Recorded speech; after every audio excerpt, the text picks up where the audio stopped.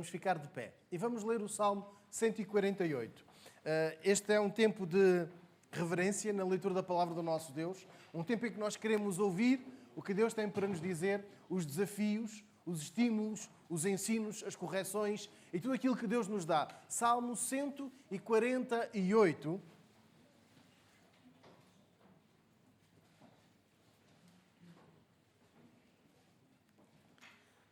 Versículo 1 diz assim: Louvai ao Senhor desde o céu, louvai-o nas alturas, louvai-o todos os seus anjos, louvai-o todas as suas hostes, louvai-o sol e lua, louvai-o todas as estrelas luzentes, louvai-o céu dos céus e as águas que estão sobre os céus.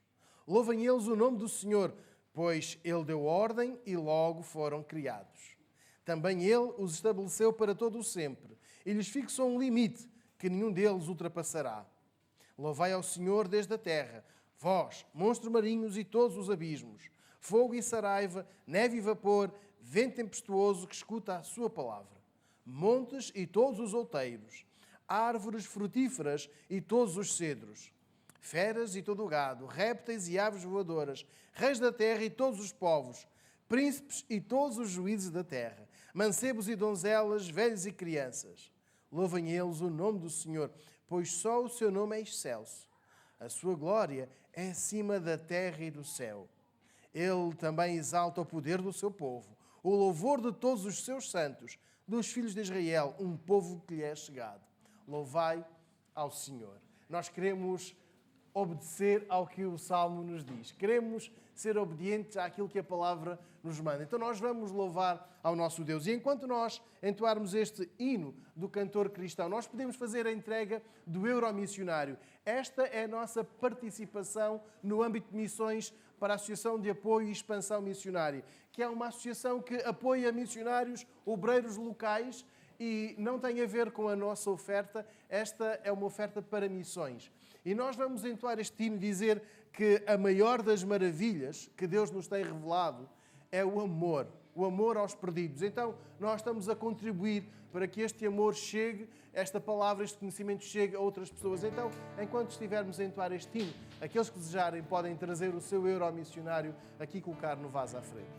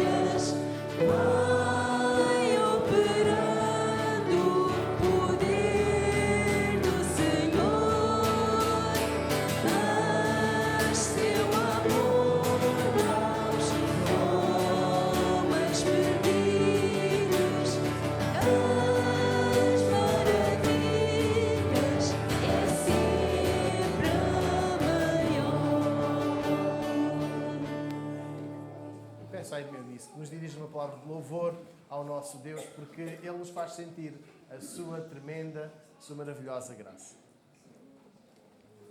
Obrigada, Deus, porque Tu realmente és um Pai amoroso, um Pai que está sempre disponível para nós, Pai. E nós sabemos que indo ao Teu encontro, Tu aceitas-nos como somos. Obrigada, Pai, pela salvação que nós temos em Jesus. Obrigada pelo sacrifício do Teu Filho, Teu único Filho, Pai, para que nós, através dele, pudéssemos ter acesso a Ti. Obrigada, Pai, porque realmente Tu és digno de todo o louvor, de toda a glória, e que nós, Teus filhos, possamos ser gratos, não só hoje, mas sempre. Abençoa este povo, Pai, aceita o nosso louvor e a nossa gratidão, em nome do Filho amado Jesus. Amém. Ainda de pé, nós vamos continuar a celebrar o nosso Deus, entoando este cântico, bênção e honra.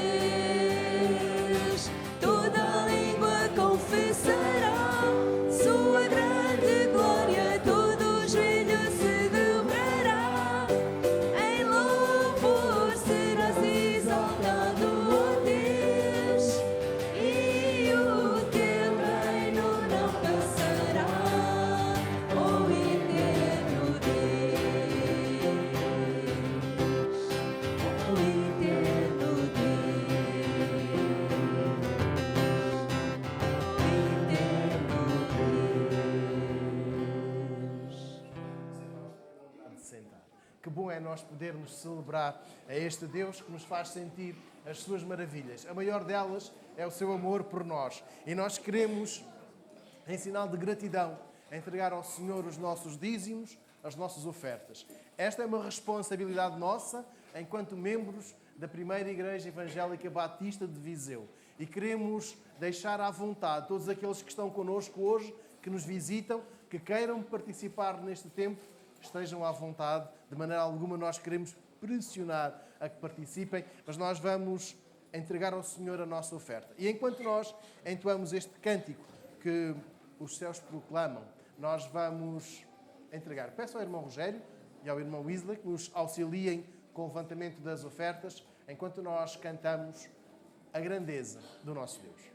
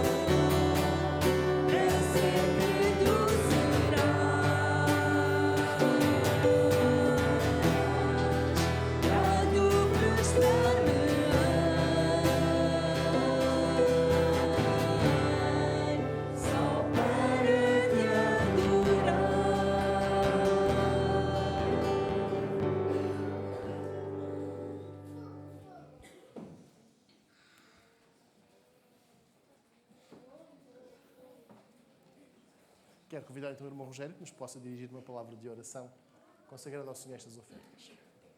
Senhor nosso Deus, nosso Pai, nós estamos gratos, Senhor, porque Tu nos motivaste, Senhor, a estarmos aqui, Senhor, neste lugar, Senhor, para louvar e engrandecer o Teu nome, Senhor. Nós te queremos agradecer, Senhor, por aquilo que Tu és, Senhor, por aquilo que Tu fazes, Senhor, e por aquilo tudo que ainda vais fazer, ó Deus. Nós te louvamos, Senhor, pela Tua grandiosidade, Senhor, pelo Teu amor para connosco, Senhor. Te agradecemos, acima de tudo, a salvação que nos concedeste através do Teu amado Filho Jesus Cristo, Senhor Deus. Consagramos também estas ofertas que foram levantadas em Teu nome, Senhor Deus e Pai. E louvamos o Teu nome, Senhor, e agradecemos tudo em nome do Teu amado Filho Jesus Cristo. Amém, Senhor. Os irmãos lembram-se, no final do ano passado, o André Fonseca, quando pregou, teve uma ilustração muito bonita no tempo de culto. Ele apresentou um presente muito bonito, muito bem, com um laço muito bem feito, e depois um outro simples. O que estava com o laço muito bonito não era o mais valioso, não era o mais interessante. Isto para chegar ao seguinte: nem sempre aquilo que nos parece o melhor realmente resulta. Aquilo que nos parece que é mais atrativo, nem sempre é o melhor. E eu hoje quero convidar a que possamos abrir as nossas Bíblias em Provérbios, capítulo 19. E vamos perceber que é sempre melhor, o melhor é sempre falar a verdade. Vamos olhar Provérbios, capítulo 19, o versículo 1, encontramos algumas verdades. E o sábio, inspirado por Deus, faz-nos perceber que o melhor é falar sempre a verdade. Olhemos para Provérbios, capítulo 19, versículo 1, e vamos olhar para o primeiro versículo, Provérbios, capítulo 19, versículo 1. Melhor é o pobre que anda na sua integridade do que o perverso de lábios e tolo. É melhor a integridade. O melhor para nós hoje é sermos íntegros. Quando nós olhamos aqui para o versículo 1, o sábio vai nos dar aqui uma oposição. Um e o outro. E nós olhamos para o versículo 1 e ele começa por dizer: melhor é o pobre que anda na sua integridade do que o perverso de lábios e tolo. Nós temos uma certeza: ninguém quer ser pobre. Aliás, hoje na classe da Escola Bíblica Dominical estávamos a falar exatamente das pessoas que pedem, as pessoas que estão a pedir esmola, a pedir ajuda. Geralmente nós encontramos-las em frente às grandes superfícies comerciais ou então à porta das igrejas a pedir dinheiro, a pedir ajuda. E nós olhamos para o versículo 1 e dizemos: ninguém quer ser pobre. Nenhum dos nossos estudantes, e nós há pouco estávamos a orar por estas crianças, eles estão no seu percurso estudantil e eles estão a estudar não para ser pobres, mas eles estão a estudar para que um dia tenham uma profissão, para que um dia tenham um sustento, e ninguém quer ser pobre. Mas olhamos para o versículo 1, não está a dizer que o pobre, ser pobre é o que nos espera. Está a falar da integridade. Melhor é o pobre que anda na sua integridade. Melhor é o pobre que anda na sua integridade do que o rico. Como é que diz o versículo 1? O rico que? Como? Fala perversamente. Vamos ficar na primeira parte. Ser íntegro significa ser verdadeiro. Ser íntegro significa ser autêntico, genuíno. E uma pessoa que não se esconde atrás das palavras de lisonja, atrás das palavras falsas. E é aqui que o versículo 1 quer dizer: não tens muito, tens dificuldade, és pobre, mas ser íntegro, ser correto, ser genuíno, ser verdadeiro. E o íntegro é aquele que faz o que se compromete. É aquele que diz que vai e vai mesmo. É aquele que diz que estará presente e faz tudo para estar. E tudo o que está ao seu alcance, o íntegro faz. Seja para auxiliar um amigo que esteja em mudanças, por exemplo. E se alguém se comprometer: eu vou ajudar-te na mudança. Sabe que vai ter de fazer um trabalho pesado, mas honra a sua palavra. Mas o íntegro também pode ser aquele que combina as boleias para o trabalho. Nós vamos esta semana no meu carro e não muda de palavra. É verdadeiro, é genuíno, é autêntico e é íntegro, é correto. Mas o íntegro não acrescenta nada ao relato do que presenciou. Quando nós olhamos para o livro de Deuteronômio, Moisés dá uma série de indicações ao povo e uma delas é repetitiva, que é sobre as testemunhas. A testemunha deve contar o que viu, não deve omitir, não deve acrescentar, ou seja, deve ser íntegro, deve ser genuíno, deve ser verdadeiro. Então, a nossa palavra não pode cortar o que vimos, não pode acrescentar o que vimos, sob pena de ser adulterada a verdade. Significa que o íntegro, e chama a atenção dos irmãos, não diz: parece que sim, talvez, não sei, mas pode ser que tenha sido assim. Pobre, sim, mas verdadeiro. Pobre, mas honesto. Também, quando dizia há pouco que não omite, o íntegro não esconde, não corta aquilo que viu, porque quer impressionar os outros e se contar tudo vai sair mal. Então omite aquela parte. Irmãos, nós sabemos que isto não gera riqueza. Sabemos que não gera riqueza. E o versículo 1 está a dizer: é melhor o pobre que anda na sua integridade, ou seja, mesmo que nós não consigamos ter um sucesso profissional que gere uma riqueza financeira, mesmo que nós não consigamos ter a profissão que dá um rendimento financeiro tremendo, mas se nós formos íntegros, é melhor do que, versículo 1, o perverso de lábios e tolo. O perverso é o oposto. O tolo é o oposto. O perverso enriquece, compra várias propriedades, pode mudar de carro de 3 em 3 anos, janta em restaurantes e almoça também, claro, porque não tem de fazer almoço em casa, nem jantar, em restaurantes caros. Mas sabem, versículo 1, a origem desse dinheiro não o deixa tranquilo. E atenção, chama atenção para o versículo 1. Nada está a dizer que o ser rico ou ter possibilidades é errado. Está a falar de um estilo de vida de alguém que é chamado de perverso.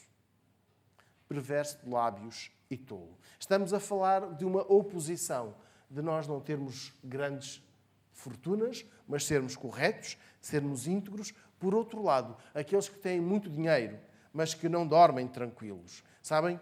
Estava a ver uma reportagem aqui há uns tempos de alguém que dormia vestido e com o passaporte na mão. Por caso as autoridades chegassem à meia da noite, ele conseguiria fugir, ou se não conseguisse fugir, apresentava o passaporte dizendo: eu não sou a pessoa a quem vocês procuram. Estranho. Imaginamos o nosso cônjuge a dormir vestido com um passaporte falso, sabe-se lá de que nacionalidade? Porquê? Porque a origem da sua riqueza não o deixava sossegado. Infelizmente, nós temos visto nas notícias muitas pessoas com grandes fortunas, pessoas que aparecem na televisão, são conhecidas e algumas tiveram responsabilidades em governos anteriores e que caíram em desgraça. Na quinta-feira estava a ver uma série deles, de uma reportagem antiga dos anos 90, de alguns que foram presos e outros que viram os seus bens arrestados, outros que fugiram para países, aqueles países que não têm acordo de extradição com Portugal, enfim, situações vergonhosas. Olhamos para o versículo 1 e percebemos que este estilo de vida é trágico. É melhor ser pobre e andar na integridade. É melhor ser pobre e ser verdadeiro do que o perverso de lábios e tolo. Aquele que fala sem pensar. Aquele que fala e que magoa. Aquele que fala e que mente. Aquele que é mau com as suas palavras. É melhor então, é melhor mesmo ser íntegro. É melhor falar sempre a verdade, mesmo que não nos traga grandes riquezas. Mesmo que não traga nem grandes nem pequenas, não traga riquezas. Mas nós conseguimos dormir tranquilos. Sabendo que não temos de andar com um passaporte debaixo da almofada, não temos de dormir vestidos, sabemos que se a polícia parar na nossa rua, não é para nos prender, não é para levar os nossos bens, levar os nossos familiares. Ser verdadeiro nunca nos vai levar à prisão, irmãos. O pouco que temos é resultado de um trabalho honesto. O pouco que temos dá-nos para viver. Se formos íntegros, nós não temos de dormir com o coração nas mãos. E esta é a vitória da verdade sobre a mentira. O que mente, o perverso de lábios tolos, este que engana, este que não é íntegro, este que não é verdadeiro, não tem paz. E não passa vergonhas diante de Deus. Não é vergonhas diante dos outros. É vergonha diante de Deus. Então, não nos preocupemos se não tivermos muito dinheiro. Olhando para o versículo 1, a nossa preocupação deve ser buscar a integridade. É melhor ser íntegro. É melhor falar sempre a verdade. Ser correto com todas as pessoas. Mas eu quero olhar para o versículo 2 também. É melhor não ter aquelas palavras apressadas. Assim como não é bom ficar a alma sem conhecimento, peca aquele que se apressa com os seus pés. É melhor não ter falas entusiasmadas. É melhor não falar apressadamente, com muito entusiasmo, quando não há conhecimento assim tão profundo do assunto em causa. Há uma outra tradução do versículo 2 que diz: a pressa resulta em escolhas erradas. A pressa resulta em escolhas erradas. E certamente que isto já aconteceu ao nosso redor. A pressa resulta em escolhas erradas. Quando encontramos pessoas que falam sem dominar o assunto e dão uma opinião, e dizem que não é assim, e dizem que está errado, e não sabem do que estão a falar.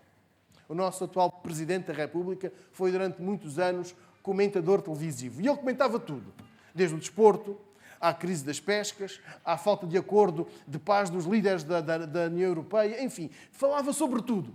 E era um homem que tinha sempre uma opinião e podia não estar correta, ou podia estar, mas ele falava convictamente.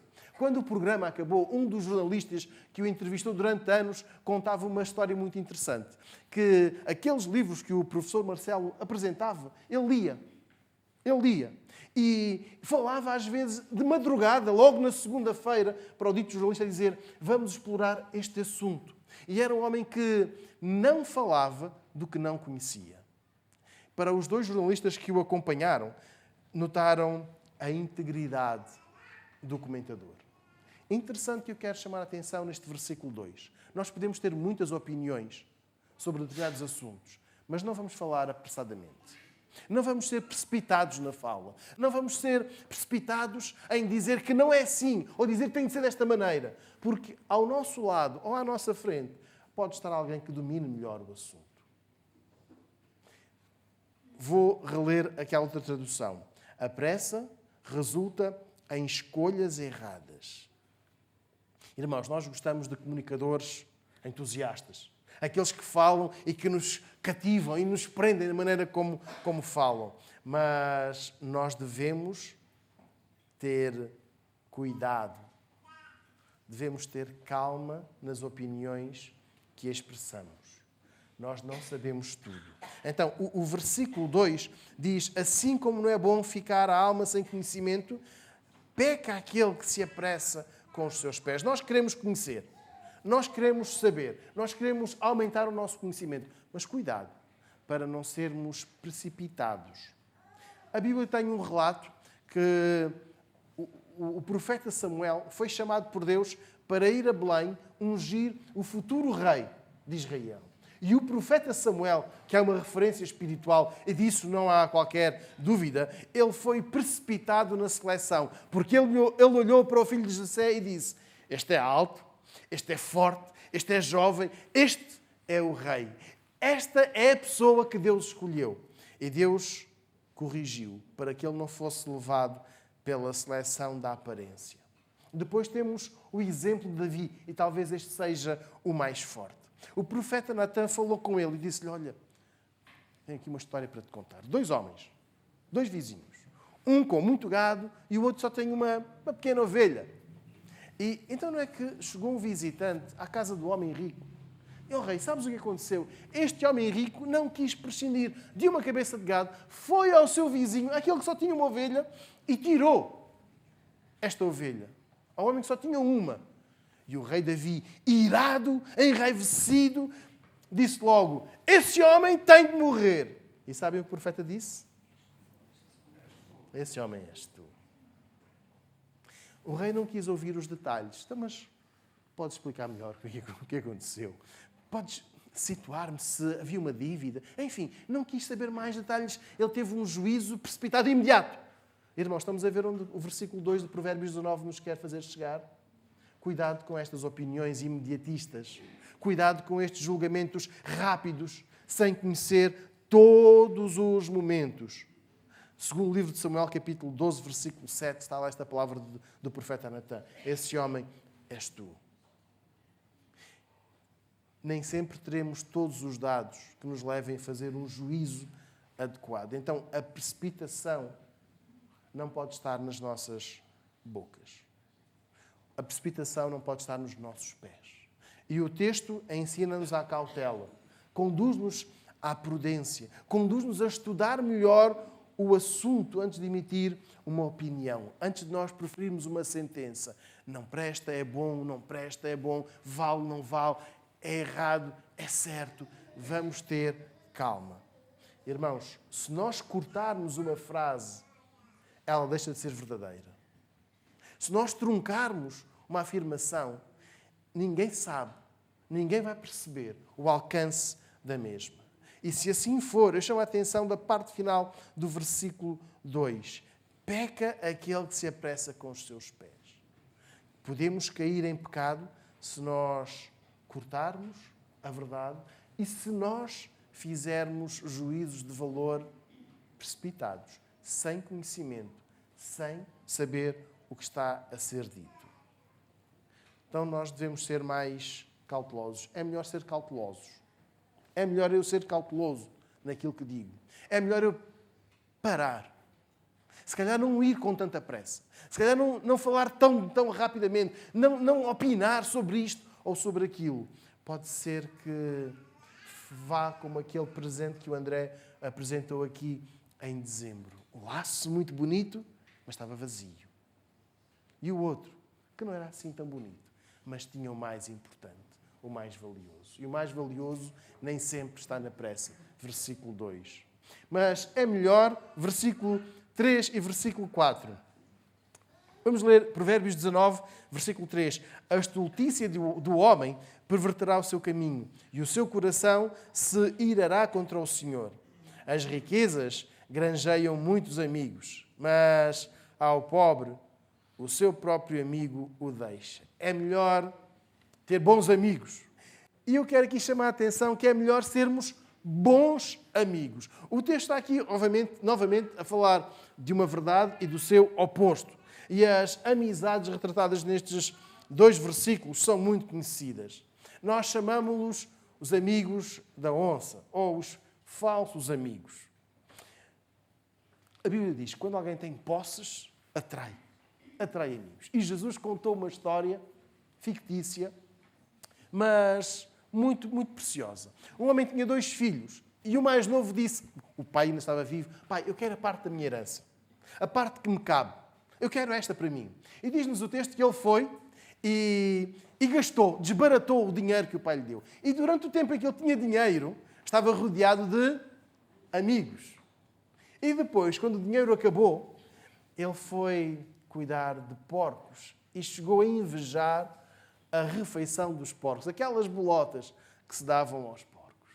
Pois é exatamente como nós estamos a olhar aqui para o versículo 4. As riquezas granjeiam muitos amigos. Quem tem dinheiro tem sempre gente ao seu lado, a dar uma sugestão, a dizer, também vou.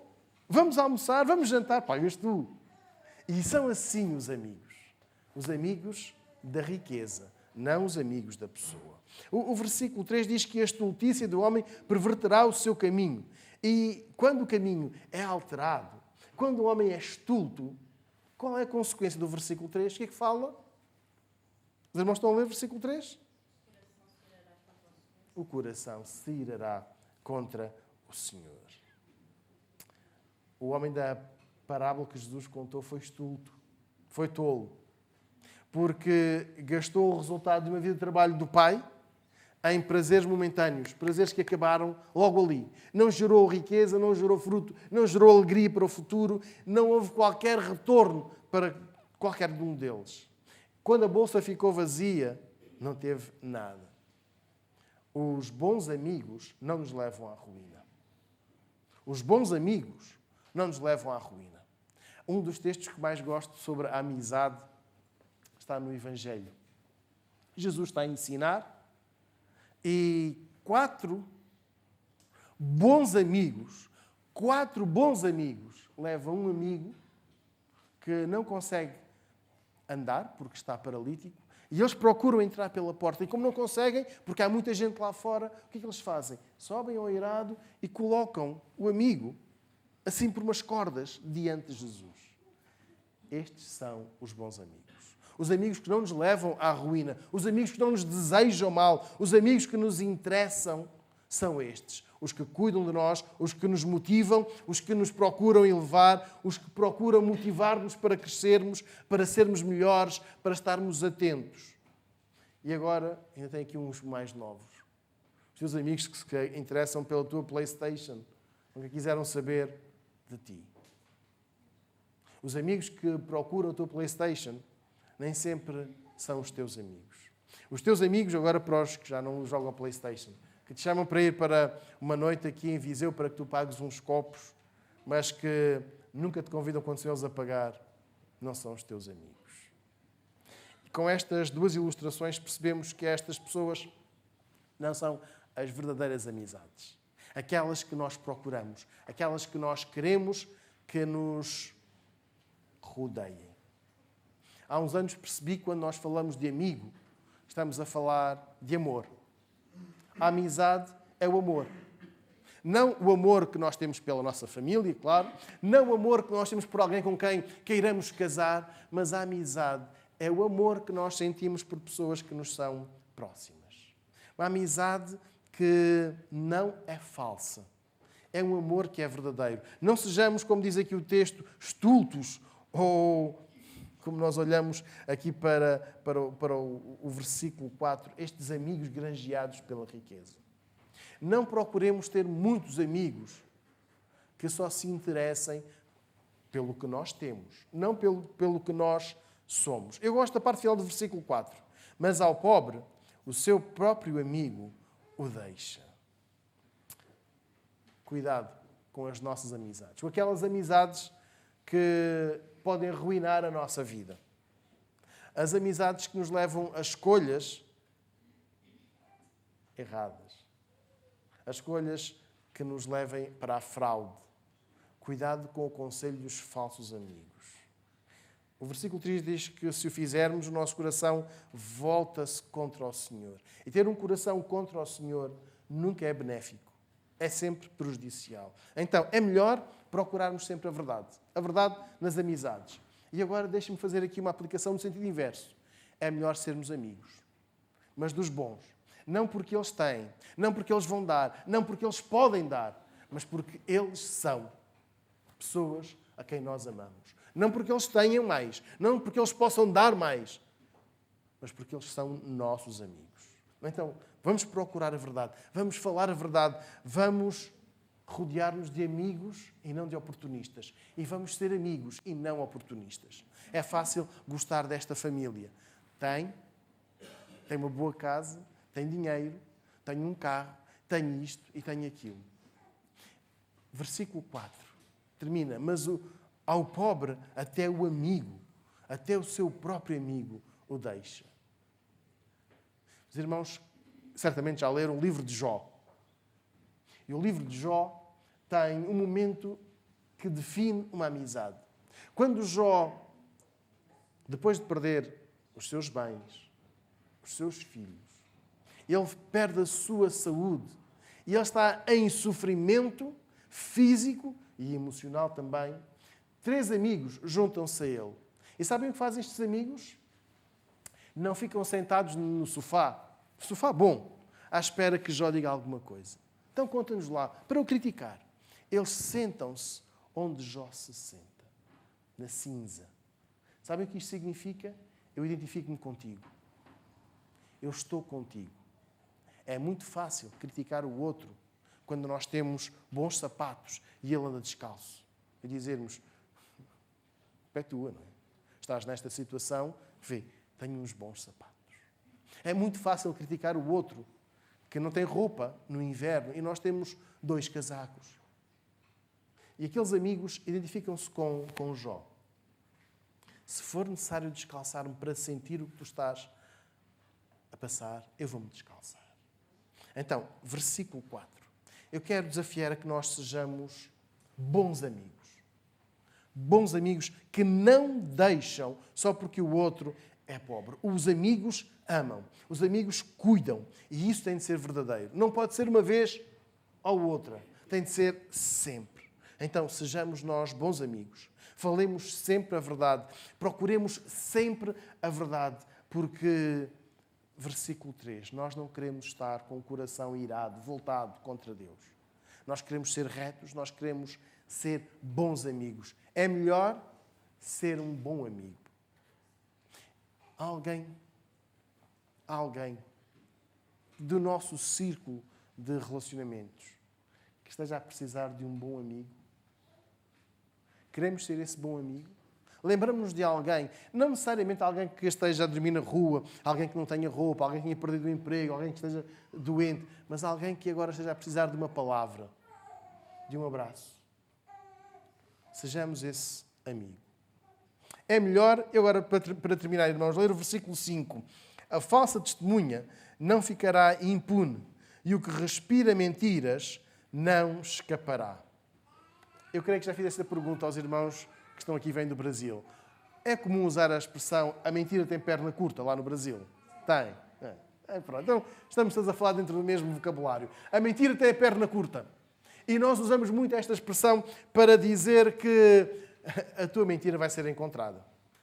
Mais dia, menos dia, mais local, menos local, mas vai ser encontrada. Então, encontramos aqui no versículo 5 esta ilustração acerca da mentira. Versículo 5, a falsa testemunha não ficará impune e o que respira mentiras não escapará. Além desta da mentira da perna curta, nós sabemos a história do menino que gritou lobo. Alguém que, uma jovem, uma criança, que ficou responsável por tomar conta das ovelhas da aldeia, enquanto os mais velhos adultos estavam a trabalhar. Mas aquela criança olhou para o dia monótono, cansativo, e pensou em alegrar um pouco a coisa. E gritou, lobo! E todos os aldeões foram à procura a correr, socorrer. E ele riu-se, enganei-vos, não há lobo nenhum. E fez isso mais uma, e mais outra vez. E todas as pessoas da aldeia foram socorrer. Até que realmente apareceu um lobo. E ele gritou, lobo! E todos pensaram, mais uma das brincadeiras dele. Irmãos, estamos a ler o versículo 5? Estamos a ler. É uma história, é verdade. É uma história que está aqui a dizer no versículo 5, o que respira mentiras não escapará. Cuidado quando as nossas palavras, e às vezes brincamos, e fazemos bem brincar. Cuidado quando nós estamos a mentir. A testemunha falsa não ficará impune. Mentir, acusar o outro, o texto de Deuteronômio diz que quem o faz, quem mente, quem dá um falso testemunho acusando outra pessoa, deverá ter a sanção para a falha da pessoa que acabou de denunciar, para o erro que denunciou no outro. Então nós temos a perfeita noção de que é melhor falar sempre a verdade. Falar sempre a verdade. Porque a testemunha falsa não passa impune, não passa ao lado. Isto é, não se livra das suas consequências, mesmo que demore muito tempo, muitos anos. Mais uma certeza que nós temos. Mesmo que alguém possa enganar aos homens, até ao tribunal, até à justiça, certamente que não engana Deus. E é importante termos esta noção do versículo 5. Não podemos enganar. Chegará o dia em que a mentira será conhecida e o mentiroso será castigado. Aliás, nós vivemos assim, sabem? O livro de Gênesis, no capítulo 3, fala-nos da primeira mentira. Quando a serpente disse a Eva, é mentira. O que Deus diz é mentira. Ele tem medo que se te comeres, fiques igual a Ele, te tornes como Ele, saibas tudo, o bem e o mal. Então, é mentira que comer do fruto te vai matar. E não é que Eva comeu, deu ao marido e não foram fulminados por um raio, ficaram ali. E o que é que aconteceu depois? Eles aperceberam-se que estavam nus, eles tiveram medo, fugiram de Deus. Versículo 5. Estamos a ler Provérbios 19:5. Não é uma questão de histórias, irmãos. É a falsa testemunha não ficará impune. E o que respira mentiras não escapará. Deus perguntou a Adão, o que é que fazes? Quem é que disse que estavas nu? A mulher que tu me deste. A mulher disse, não fui eu, foi a serpente. E depois daí advieram as consequências. Outras mentiras foram ditas ao longo dos séculos. E todas elas acarretam consequências na vida de quem as diz. E de quem prefere viver na mentira. Temos a consciência de que as nossas palavras devem ser verdadeiras. As nossas palavras devem ser verdadeiras. A verdade também traz consequências, irmãos. A verdade também traz consequências. E são essas que nós queremos viver. São essas consequências que nós almejamos para a nossa vida. Não a mentira, não o erro, não o engano. Há um ditado que diz, tu podes enganar muita gente durante muito tempo, mas não podes enganar toda a gente durante todo o tempo. Podemos enganar muita gente durante muito tempo. E às vezes passa-se assim. Passa-se isto. Há alguém que nos engana, alguém que nos mente, mas, versículo 5, a falsa testemunha não ficará impune. Infelizmente, temos familiares, temos amigos, antigos colegas, que hoje estão numa situação muito triste. Porquê? Porque mentiram, porque nos mentiram, porque viveram ou como diz o versículo 5, respiraram mentira. É melhor falar sempre a verdade. A verdade é sempre a melhor opção para a nossa vida. Mas, versículo 5, ninguém passará incólume à mentira. E mais, esta não triunfará. Versículo 1, ainda que tenhamos pouco dinheiro, poucas condições, pouco prestígio, poucos bens, é melhor dormir tranquilo do que viver em permanente sobressalto, em ter medo de que alguém nos descubra, de que alguém descubra a falsidade. Cuidemos dos juízos precipitados. É ele, é mentira. Foi mesmo assim. Cuidado, para não sermos apanhados na mentira. Por fim, sejamos bons amigos. Sejamos amigos de verdade. Os amigos que querem mesmo saber. E quando nós queremos saber dos amigos, temos de dar um passo, que é procurar saber como é que estás. Não é só, repito, não é só para aqueles momentos de dar dinheiro, porque está a passar por dificuldades financeiras. O amigo interessa-se, cuida. Não importa se o outro tem muito ou pouco dinheiro. É melhor nós sermos verdadeiros. É melhor nós sermos bons amigos. E eu quero convidar agora a que possamos curvar as nossas cabeças. E há pouco lancei um desafio. Há alguém do nosso círculo de relacionamentos que esteja a necessitar de nós? Há alguém que precise de um amigo que não vire costas? Alguém que precise de ouvir a verdade? Alguém que precise de conhecer a verdade? Eu quero convidar que possamos orar por essa pessoa. Alguém que possa ter mentido, ou que ainda esteja a mentir. Vamos orar por essa pessoa. Vamos pedir a Deus que nos dê sabedoria para sermos bons amigos, para darmos um testemunho credível de verdade.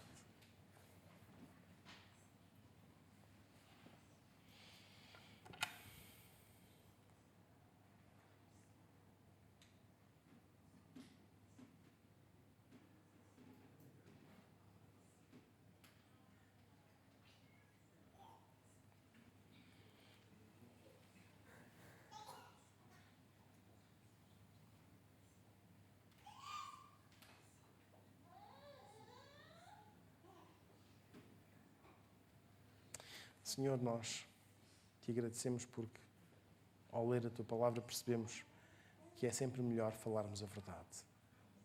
É o melhor sermos sempre verdadeiros. Pedimos-te, querido Espírito, que nos conduzas a sermos bons amigos. A sermos os amigos que cuidam, que se preocupam, que se interessam com os outros. Os amigos que falam a verdade. Pedimos-te a capacidade para ajudar aqueles que agora estão a necessitar de uma palavra de estímulo, uma palavra de correção, para que se afastem da mentira, para que sejam corretos diante de nós, mas sobretudo diante de ti. E que nas nossas palavras não seja encontrada uma mentira, uma falsa testemunha, mas seja sempre o nosso falar uma alegria, um estímulo, uma correção. Senhor, nós pedimos desculpa quando nós não temos falado a verdade, quando nós não temos sido verdadeiros. E, além de confessarmos o nosso pecado, nós queremos pedir-te que nunca nos deixes voltar à mentira. Oramos em teu nome, Senhor Jesus. Amém. Irmãos, enquanto escutarmos o preslúdio, quero convidar a que possamos ficar em oração individual e silenciosa. E além de orarmos por este amigo, vamos pedir a Deus que nos dê sempre a verdade nas nossas bocas. Então vamos ficar em oração individual e silenciosa enquanto escutarmos o preslúdio.